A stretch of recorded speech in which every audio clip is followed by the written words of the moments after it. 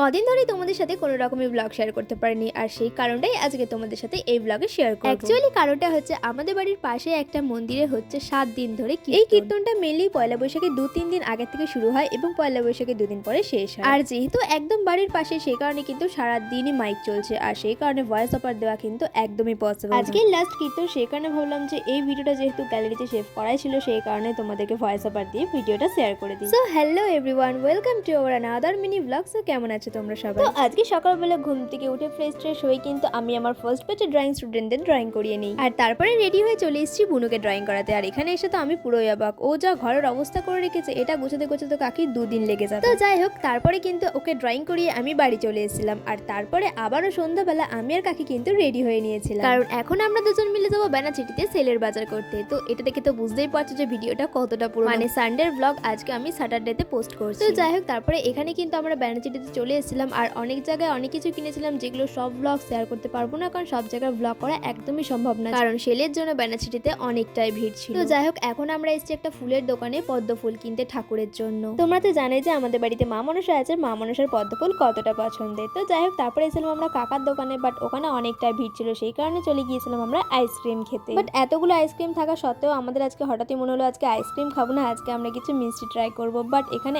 এত রকমের মিষ্টি থাকা সত্ত্বেও আমরা নিয়েছিলাম এই মিষ্টি দুটো। আর এমনিতেও আমার কাকি সেদিন ছিল হচ্ছে নিরামিষ, বাইরে সেরকম কিছু খেতেও পারবে না, সেই কারণে আমরা মিষ্টি খেয়েছি। তো যাই হোক, তারপরেও আমাদের আরো ছোটখাটো কিছু জিনিস কেনার ছিল, যেগুলো কেনার পর আমরা কিনতে চলে এসেছিলাম বাড়িতে। চলো টাটা।